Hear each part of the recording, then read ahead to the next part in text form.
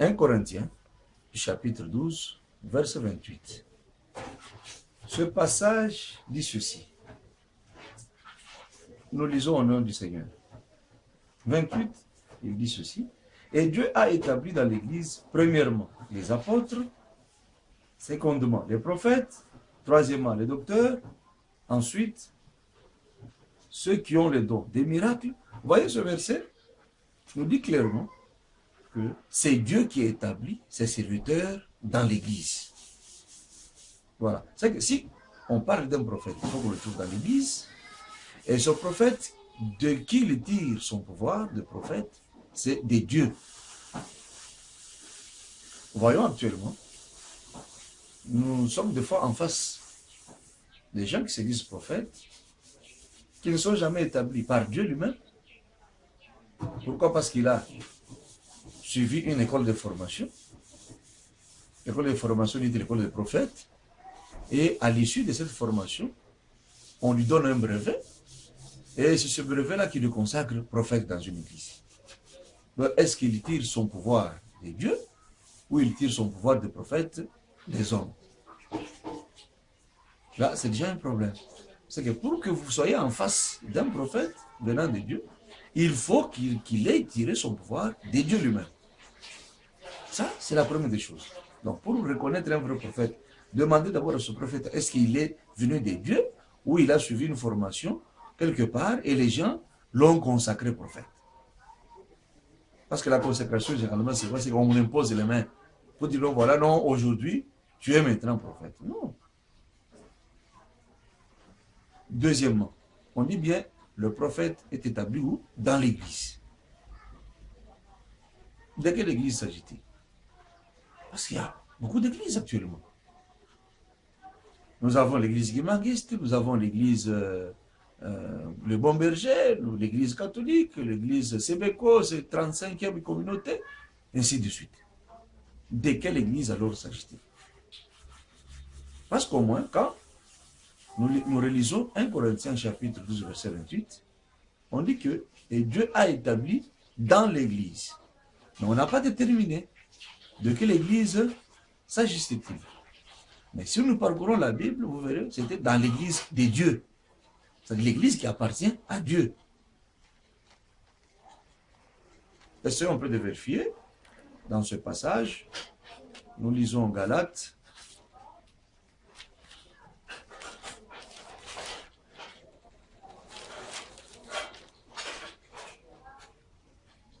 Ou bien, revenons aux Corinthiens toujours, parce qu'il y a beaucoup de passages qu'on peut lire, mais on tire un seul. 1 Corinthiens, chapitre 1, premier et deuxième verset. Il est dit ceci. Paul, appelé à être apôtre de Jésus-Christ par la volonté de Dieu, et le frère Sostène, à l'église de Dieu qui est à Corinthe.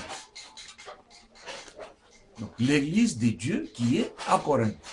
Et même quand Paul parlait aux Corinthiens, il leur disait, Dieu a établi dans l'église. Et l'église était où? À Corinthe. Donc, c'était l'église de Dieu. Donc, un prophète, on ne peut l'identifier, on ne peut le trouver que dans l'église de Dieu. Ce n'est pas dans l'église des hommes. Pourquoi? Parce qu'actuellement, pour qu'on puisse reconnaître que ça c'est une église, il faut qu'il y ait 2, 3, 4 personnes qui se réunissent, qui se disent non, allons auprès du ministère de la Justice pour pouvoir obtenir une personnalité juridique afin que nous devenions une église. Donc c'est 2 ou 3 personnes, c'est une association de gens qui se disent non, voilà, créons l'église. Mais est-ce que ça c'est l'église de Dieu? Ce n'est pas l'église de Dieu, c'est l'église de ces gens-là. Voilà, vous trouverez même dans leurs documents, dans leur statut, on dit bien que ça c'est le représentant légal, ça c'est téléchargé 2, téléchargé 2, téléchargé 2. Vous verrez que ce sont les gens qui se réunissent pour dire fondons une église. Ce n'est pas ça l'église de Dieu. Mais Jésus nous a quand même donné les critères par lesquels on peut dénicher, on peut trouver l'église de Dieu. Nous pouvons lire dans Matthieu, chapitre 16, verset 18. Matthieu dit ceci. Matthieu, 16 et 18 dit que et moi, je te dis que tu es Pierre, et que sur cette pierre, je bâtirai mon église, et que les portes du séjour des morts ne prévaudront point contre elle. Donc, c'est là où Jésus plutôt a défini l'église de Dieu. Il dit ceci, c'est toi Pierre, et sur cette pierre, je bâtirai mon église. C'est clair, l'église de Dieu doit être bâtie sur une pierre. Au moins, ça, c'est un critère qui peut nous permettre de dire que non, voilà l'église de Dieu. C'est quand quelqu'un vient, il vérifie le fondement sur lequel, ou la fondation sur laquelle est bâtie l'église. S'il constate que c'est sur une pierre, là au moins, il peut se dire, non, voilà, c'est ça l'église de Dieu. Et l'église de Dieu n'avait pas une dénomination. Parce que si on parcourt, on dit simplement l'église de Dieu à Corinthe, l'église de Dieu à Éphèse, l'église de Dieu à Philadelphie, l'église de Dieu. Donc l'église de Dieu n'a pas de dénomination.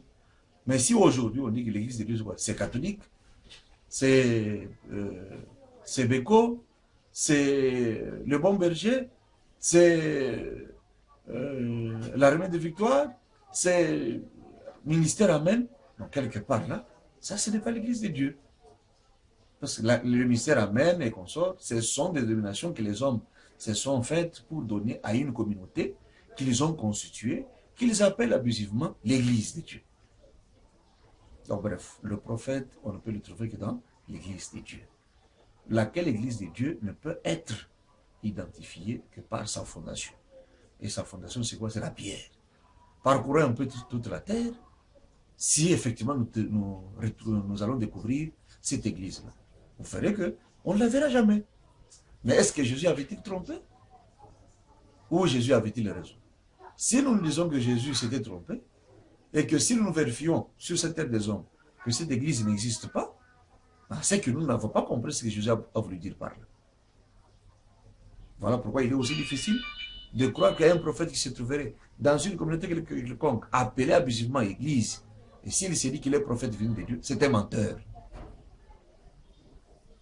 Et si vous allez très loin, vous verrez que Dieu ne l'a jamais établi comme tel. Mais le problème des prophètes n'a pas commencé après la Pentecôte. Le problème des prophètes a commencé même du temps de Moïse. Parce que si nous lisons Deutéronome, chapitre 13, nous lisons plutôt du 1er au 3e verset, Moïse dit ceci.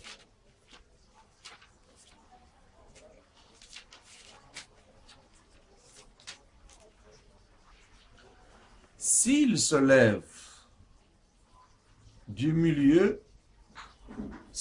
au milieu de toi un prophète ou un songeur qui t'annonce un signe ou un prodige et qu'il y ait accomplissement du signe ou du prodige dont il t'a parlé en disant « Allons auprès d'autres dieux, des dieux que tu ne connais point, et servons-les. » Tu n'écouteras pas les paroles de ce prophète ou de ce songeur, car c'est l'Éternel votre Dieu qui vous met à l'épreuve pour savoir si vous aimez l'Éternel votre Dieu de tout votre cœur et de toute votre âme.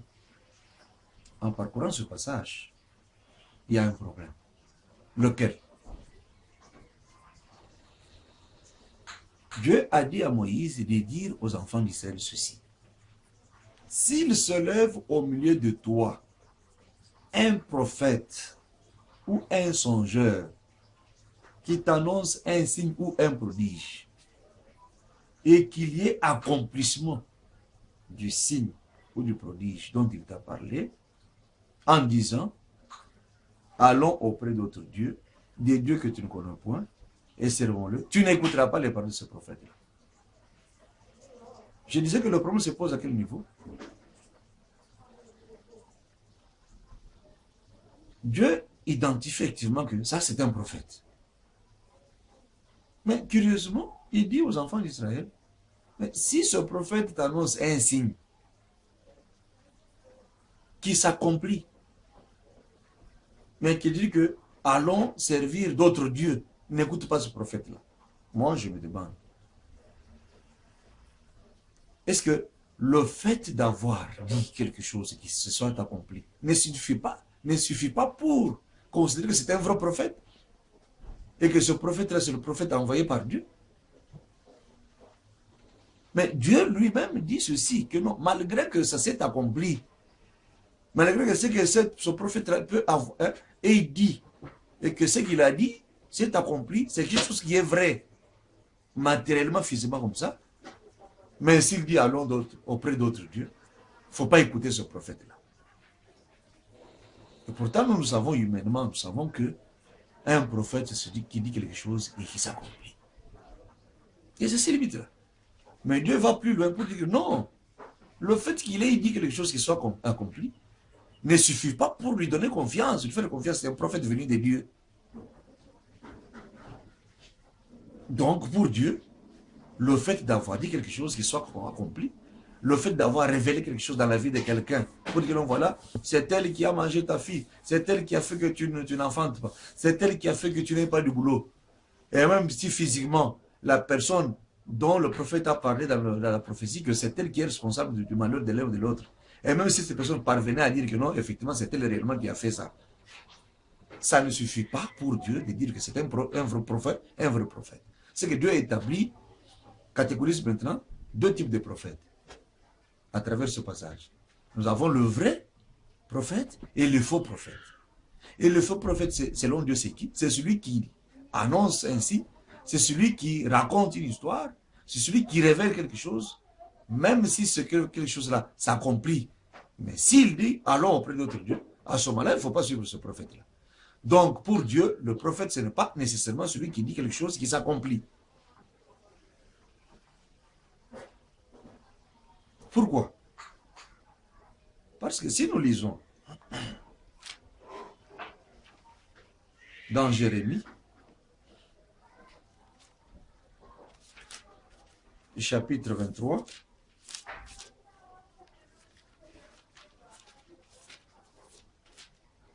nous allons commencer par lire le 11e verset et on descend.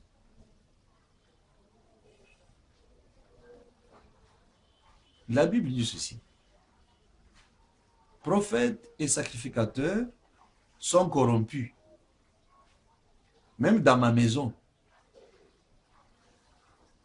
j'ai trouvé leur méchanceté, dit l'Éternel. Même dans ma maison, j'ai trouvé leur méchanceté, dit l'Éternel. C'est-à-dire qu'il reconnaît d'abord que ce sont des prophètes, ce sont des sacrificateurs. Mais il dit, ils sont corrompus. C'est pourquoi?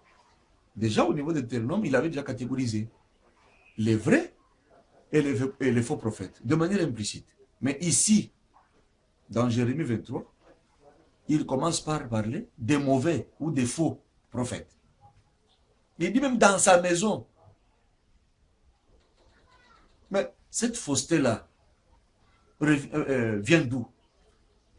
Un prophète dans la maison de Dieu, mais Dieu dit que c'est un faux. Parce qu'il est méchant. C'est pourquoi, si nous revenons à ce que Deutéronome a dit, la méchanceté se trouve à quel niveau? Ça se trouve au niveau où ce prophète a dit aux enfants d'Israël, allons servir d'autres dieux. C'est-à-dire que ce n'est pas le fait qu'il ait dit un signe, qu'il ait, révélé un signe, ou qu'il ait annoncé un signe, et que ce signe-là se soit accompli, qui va consacrer ce prophète-là comme étant un vrai. Parce qu'il y en a même qui ne sont même pas prophètes, qui disent des choses et qui s'accomplissent. C'est ce que dans Jérémie 23, verset 11, il le fait déjà voir aux enfants d'Israël que non, sachez même dans ma maison, il y a des faux prophètes. Et les faux, c'est quoi? C'est au niveau où ils disent quelque chose et ça s'accomplit. C'est ça les faux prophètes. Nous allons continuer à lire. C'est pourquoi, verset 12, c'est pourquoi leur chemin, sera glissant et ténébreux. Ils seront poussés et ils tomberont. Car je ferai venir sur eux le malheur, l'année où je les châtirai, dit l'Éternel. 13. Dans les prophètes de Samarie, j'ai vu l'extravagance, de l'extravagance. Ils ont prophétisé par Baal. Ils ont égaré mon peuple d'Israël. Voilà. Il dit très bien que dans les prophètes de Samarie, j'ai vu de l'extravagance. Ils ont prophétisé par Baal. Parce que Dieu savait très bien que il y en a aussi qui prophétisent par Baal. Et Baal, c'est un autre Dieu. C'est-à-dire qu'ils lisent aussi des choses qui s'accomplissent. Ils révèlent des signes qui sont vrais. Ils ont aussi la facilité de dire à quelqu'un, non, ça c'est très bien que c'est elle qui a fait ça dans ta vie consort, et c'est vrai. Bon, quelle différence maintenant y a-t-il entre le prophète dont on dit aujourd'hui dans l'église qu'il est prophète de Dieu et le prophète de Baal? Parce que le prophète de Dieu, les prétendus prophètes de Dieu dans l'église disent des choses qui s'accomplissent. Les prophètes de Baal aussi, qui sont dans l'église, disent des choses qui s'accomplissent. C'est pourquoi le critère de distinction des vrais prophètes, ce n'est pas le fait d'avoir dit quelque chose et qui se soit accompli. Nous allons maintenant chercher le critère qui va établir la différence entre les vrais et les faux prophètes. Ce n'est pas le fait d'avoir annoncé un signe, d'avoir annoncé quelque chose qui se soit accompli pour qu'on dise que c'est un vrai prophète. Non, parce qu'il y en a aussi des balles qui le font et ça s'est accompli. Voilà pourquoi, bien aimé, à travers cette émission, vous et moi, nous allons découvrir beaucoup de choses. Qu'est-ce que nous allons découvrir? Jérémie continue. Mais dans les prophètes de Jérusalem, qui est la ville du roi, ça y est la ville de Dieu, dans les prophètes de Jérusalem, j'ai vu des choses horribles. Ils sont adultères. Ils marchent dans le mensonge. Ils fortifient les mains des méchants. Afin que qu'aucun de ces méchants ne revienne de sa méchanceté. C'est là où il y a le problème. Il dit même à Jérusalem que il a constaté que les prophètes de Jérusalem, ils sont adultères. Ils commettent des choses horribles, c'est-à-dire qui font peur. Ils marchent dans le mensonge. Surtout, ils fortifient les mains des méchants. Parce qu'un méchant, c'est qui? C'est un sorcier, par exemple. Parce qu'il a de l'argent, parce qu'il a des moyens, il ne dirait pas que tu es sorcier. Il va toujours chercher à lui dire quelque chose, même si c'est quelque chose qui s'accomplit. Et le prophète en question, aux yeux de ce sorcier, sera pris pour un petit Dieu. Et comme il est pris pour un petit Dieu, et ce prophète commence à le flatter sans lui parler de ses méchancetés, c'est-à-dire lui parler de sa sorcellerie. Vous voyez que même s'il dit à ce sorcier-là qui est dans l'église que si vos affaires ne marchent pas, c'est parce que tu as un enfant qui est sorcier, ou bien tu as une tante à la maison là, ou bien tes gendres qui sont à la maison sont sorciers, consorts, ils sont féticheurs. Bien sûr, il va les chasser à la maison. Il va chasser ces gens à la maison parce que ce prophète lui a dit cela. Mais est-ce qu'il va se considérer comme étant un mauvais vis-à-vis de Dieu, lui-même, ce sorcier-là, celui qui a, en faveur de qui la prophétie a été annoncée? Il ne verra pas son propre mal, il ne verra pas sa sorcellerie, il ne verra pas sa vie d'adultère, il ne verra pas ses mensonges, il ne verra pas ses escroqueries qu'il commet quelque part. C'est pourquoi Dieu dit que non, le prophète qui n'annonce que des faits comme ça, ne fait que fortifier les mains des méchants. Il est en face d'un méchant, d'un adultère. Il est en face d'un type qui trompe les gens. Il est en face des escrocs. Il est en face de putes. Mais parce que à l'église, ces gens-là viennent et il leur dit des choses qui s'accomplissent, Dieu dit que non, ce prophète est en train de fortifier les mains de ces méchants. Donc c'est un mauvais prophète, c'est un faux prophète. Ce n'est pas le fait d'avoir dit quelque chose soit accompli qu'il sera considéré comme étant un vrai. Non. C'est un faux. Pourquoi? Parce qu'il fortifie les mains des méchants. Si nous avons actuellement les enfants dans la rue, nombreux d'ailleurs, que les parents ont chassés parce que les prophètes leur ont dit que vos enfants sont des sorciers, vos enfants sont ceci, cela.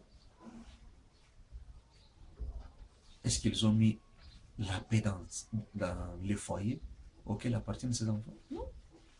Ils ont semé la haine. Ils ont semé la division. Ils ont semé les querelles.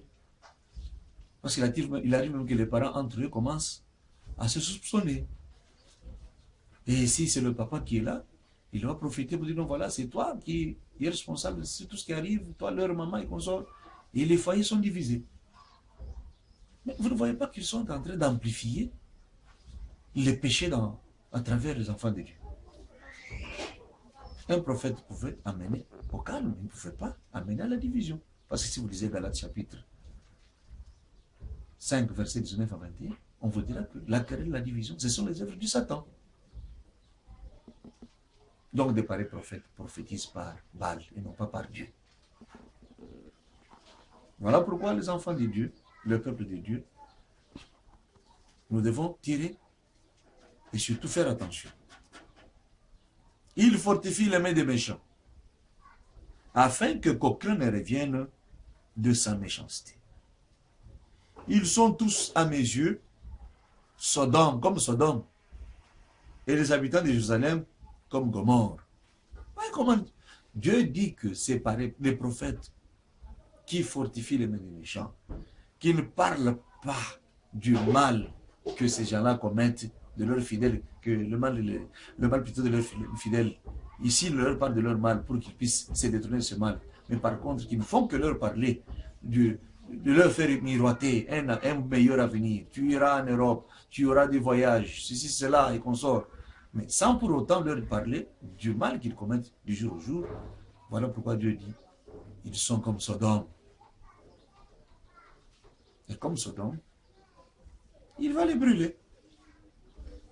Et les habitants, vous les habitants, ou les fidèles qui couraient derrière ces vendeurs d'illusions, qui couraient derrière les gens qui viennent pour vous parler de ce que vous voulez. Voilà pourquoi Dieu vous compare aussi à Gomorre. Vous serez aussi brûlés. Jérémie continue, verset 15. C'est pourquoi ainsi parle l'Éternel des armées sur les prophètes. Voici, je vais les nourrir d'absinthe, et je leur ferai boire des eaux empoisonnées. C'est par les prophètes de Jérusalem que l'impiété s'est répandue dans tout le pays. Effectivement, je vois tout simplement ce qui s'est fait autour de nous, surtout dans les milieux où j'évolue, dans ce pays de la République démocratique du Congo. Les choses se sont empirées. Si aujourd'hui le phénomène Kuluna, si aujourd'hui le phénomène enfant de la rue, la délinquance juvénile, et sachez aussi, la prostitution s'est accrue. Ce n'est pas pour rien. C'est à cause des prophètes. Les prophètes qui, il peut dire à une dame, sache que non, le mari que toi tu as là, ce n'est pas ton mari. Et il lui dit à un homme, la femme que tu as épousée là, ce n'est pas ta femme existe. La conséquence est quoi? Dislocation des foyers. C'est ici que nous sommes en train de vivre ce phénomène. Voilà pourquoi Dieu dit que les prophètes de Jérusalem ont fait que l'impiété se soit répandue dans tout le pays. Aujourd'hui, c'est normal qu'un prophète sorte avec une femme mariée, une femme d'autrui, sous prétexte que le mari qui est là, ce n'est pas son mari. L'impiété s'est répandue sur tout le pays. Pourquoi? Parce qu'aujourd'hui, un prophète, il suffit qu'il dise que non, voilà, le collier d'or que tu as à ton cou, c'est un serpent. Et si c'est son mari qui lui a fait ce cadeau-là, la dame aura des problèmes avec son mari. Et les mariages se disloquent. Donc, il y a beaucoup d'abus actuellement dans votre milieu, vous, le peuple de Dieu. Bien aimé, voilà pourquoi il faut faire attention. Jérémie continue. Ainsi parle l'Éternel des armées. N'écoutez pas les paroles des prophètes qui vous prophétisent. N'écoutez pas les paroles des prophètes qui vous prophétisent. C'est-à-dire qu'on nous interdit d'écouter ces prophètes-là qui nous prophétisent. Ils continuent. Ils vous amènent à des choses de néant. Si on vous dit que non, tel autre souci, vous allez faire quoi? Est-ce que vous avez la capacité de mettre fin à sa sorcellerie?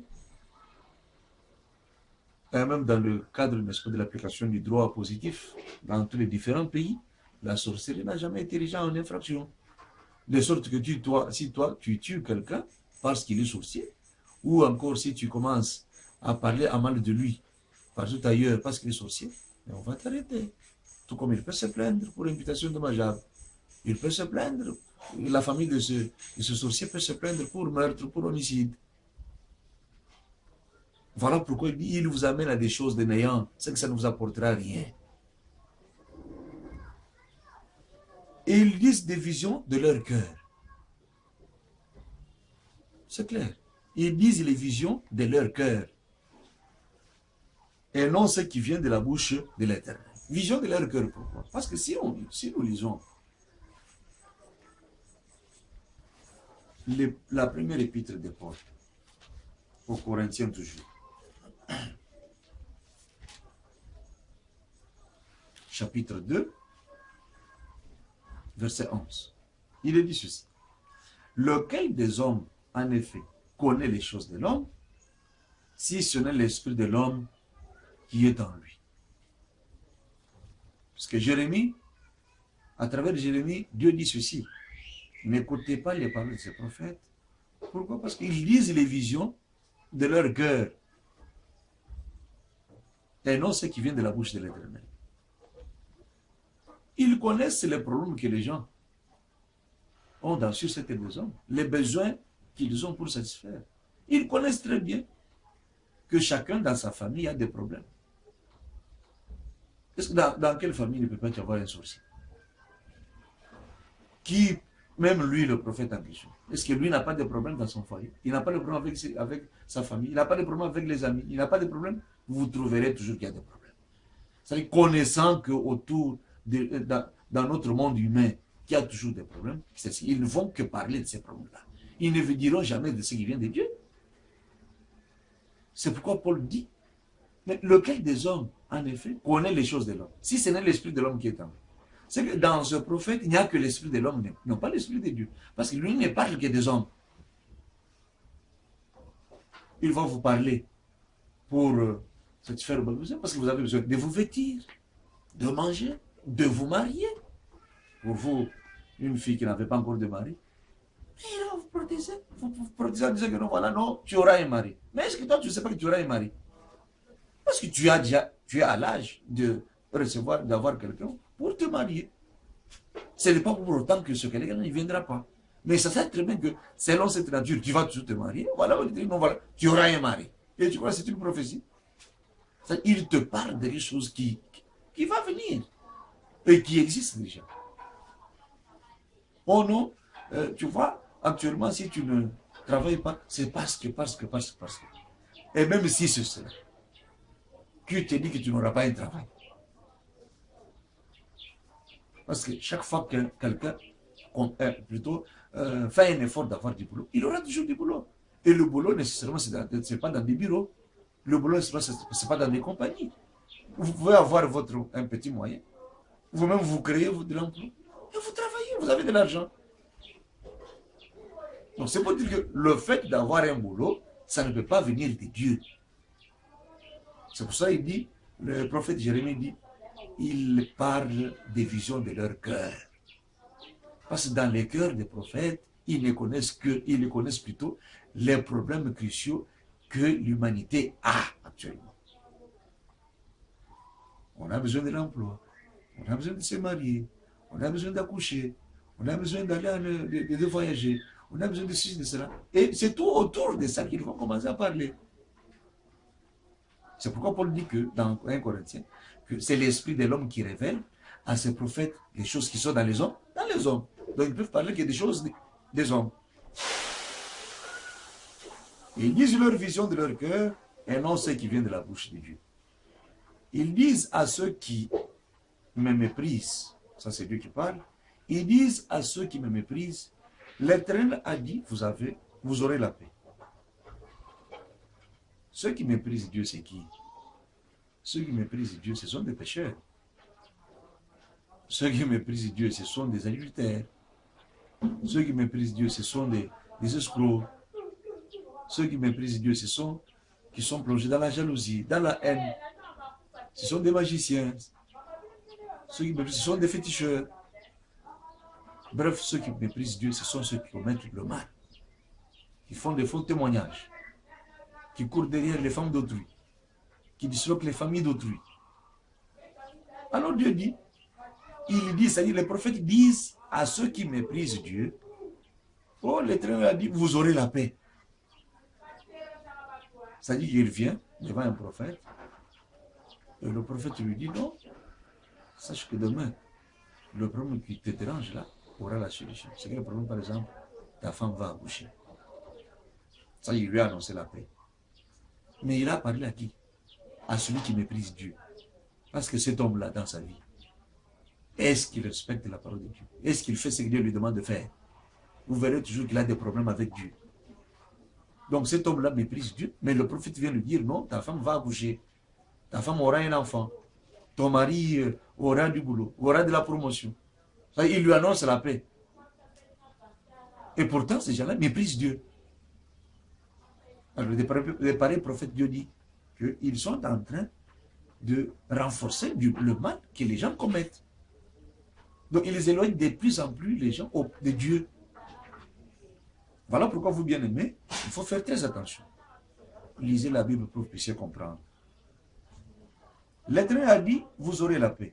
Et ils disent à tous ceux qui suivent les penchants de leur cœur, il ne vous arrivera aucun mal. Peuple de Dieu, vous savez, actuellement dans les communautés appelées à musulmans églises, les gens quand ils viennent avec leur doléance, leur desiderata, leurs besoins, pour lesquels ils veulent à ce qu'il y ait solution, qu'il y ait satisfaction. C'est pourquoi Dieu dit, ils disent à tous ceux qui suivent les penchants de leur cœur. Voilà pourquoi, bien aimé, actuellement, même vous, quand vous entrez dans une... Vous voulez à ce que le prêtre ou le prophète vous dise que non, si vous êtes dans cet état de choses, voilà, c'est parce que... C'est ça ce que vous voulez déjà à ce qu'ils vous disent. Quand vous venez devant lui, vous dites, non, voilà, il faut que le prophète me prophétise. Vous voulez qu'il vous dise quoi? Vous voulez qu'il vous dise ce que vous voulez. Et ce que vous voulez, c'est quoi? Voyager, se marier, avoir du boulot, etc., etc. Voilà pourquoi Dieu dit, et ils disent à tous ceux qui suivent les penchants de leur cœur, il ne vous arrivera aucun mal. Il continue. Qui donc a assisté au conseil de l'Éternel pour voir, pour écouter sa parole? Demandez à ce prophète-là. Dieu a dit ceci. Qui donc a assisté au conseil de l'Éternel? C'est que pour parler de ce qui vient de Dieu, il faut avoir assisté au conseil de Dieu. Il faut avoir été avec Dieu et assisté à son conseil. Pourquoi? Pour voir, pour écouter sa parole. Ça, c'est que le prophète devrait dire aux enfants de Dieu. Ce qui provient de Dieu lui-même. C'est ainsi que si nous revenons dans la première épître de Paul, au Corinthiens chapitre 2, verset 11, nous relisons. Lequel des hommes en effet connaît les choses de l'homme, si ce n'est l'esprit de l'homme qui est en lui. De même, personne ne connaît les choses de Dieu, si ce n'est l'esprit de Dieu qui est en lui. Voilà pourquoi, dans Jérémie, il insiste, il dit, Jérémie 23, verset 18 maintenant, qui donc a assisté à mon conseil, ou au conseil de l'Éternel? C'est qu'il a fallu être avec Dieu. Il a fallu avoir son esprit pour connaître, pour voir et pour écouter ce que Dieu parle, ce que Dieu dit pour le compte des enfants, pour le compte de son peuple. Donc, pour voir, pour écouter sa parole. Qui a parlé? Qui a prêté l'oreille à sa parole et qui l'a entendu? Voici la tempête de l'Éternel, la fureur éclate. L'orage se précipite, ils font sur la tête des méchants. 20. La colère de l'Éternel ne se calmera pas jusqu'à ce qu'il ait accompli et exécuté les desseins de son cœur. Vous le comprendrez dans la suite des temps. C'est à vous, le peuple de Dieu, que je parle. Et c'est Dieu qui parle à travers Jérémie. 21. Je n'ai point envoyé ces prophètes. Il reconnaît que ce sont des prophètes, mais il dit qu'il ne les a pas envoyés. Parce qu'ils sont des faux. Ils parlent des choses que les fidèles aiment. C'est les penchants de leur cœur. Ils savent que les fidèles, quand ils sont venus, c'est pour qu'on leur parle de leurs besoins charnels. Ils fortifient les mains des méchants. Ils ne s'occupent pas de l'intérêt de Dieu, de l'intérêt que Dieu a au milieu de son peuple. C'est-à-dire qu'ils soient sauvés de leurs péchés. Non, ça, ce n'est pas leur problème. Il ne faut que leur annoncer la paix. Non, sachez que vous aurez ceci, sachez que ce sera ça. Tous vos ennemis seront confus. Bientôt là, vous verrez que ça va passer. Ces gens-là seront honteux. Donc, ils créent un peu de la jalousie. Ils amplifient l'envie. Ils amplifient l'adultère. Bref, ils fortifient les mains des méchants. Parce qu'ils n'ont jamais assisté au conseil de Dieu. Ils n'ont jamais entendu la parole de Dieu. Bref, ils n'ont pas l'esprit de Dieu. Mais en eux se trouve l'esprit de l'homme. C'est ainsi qu'ils ne parlent que des choses des hommes. Et pourtant, pour Dieu, il a fallu assister au conseil de Dieu pour avoir l'esprit de Dieu et afin d'écouter ce que Dieu dit et voir ce que Dieu montre pour enfin le parler aux enfants ou au peuple de Dieu. Il dit, je n'ai point envoyé ces prophètes et ils ont couru. Je ne leur ai point parlé et ils ont prophétisé. Je ne leur ai point parlé et ils ont prophétisé. 22. S'ils avaient assisté à mon conseil, ils auraient dû faire entendre mes paroles à mon peuple. Ils auraient dû faire entendre mes paroles à mon peuple. S'ils avaient assisté à mon conseil. Voilà ce que Dieu dit. Ils ne pouvaient pas parler au peuple de Dieu des choses qui les concernent en tant qu'humains. Parce que même les prophètes de Baal le font.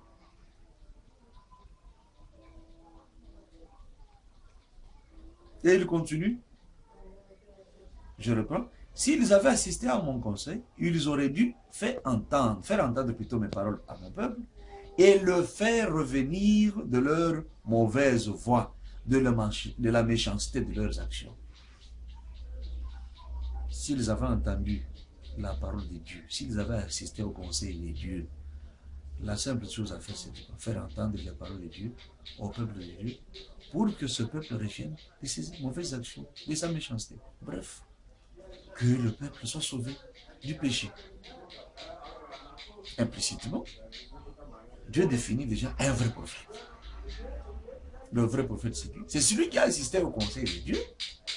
Le vrai prophète, c'est qui? C'est celui qui est rempli de l'Esprit de Dieu. Le vrai prophète, c'est qui? C'est celui qui parle de la parole de Dieu au peuple de Dieu pour que ce peuple revienne de ses mauvaises actions. C'est-à-dire pour qu'il cesse de pécher, pour qu'il soit sauvé de ses péchés. Donc, Dieu définit à travers Jérémie le vrai prophète.